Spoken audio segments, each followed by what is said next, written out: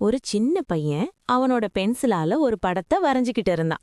தப்பு பண்ணும்போதெல்லாம் பக்கத்துல இருந்த ரப்பரை எடுத்து அந்த தப்ப திருத்தி சரி பண்ணிக்கிட்டு இருந்தான்.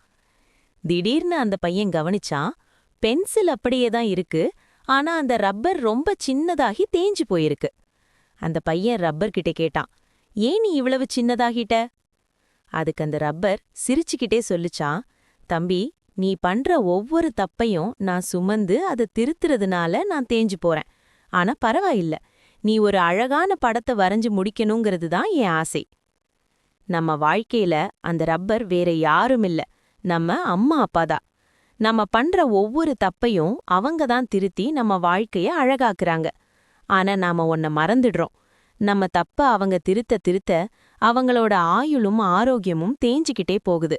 அவங்க முழுசா தேஞ்சு போறதுக்குள்ள அவங்கள மதிக்க கத்துக்கோங்க.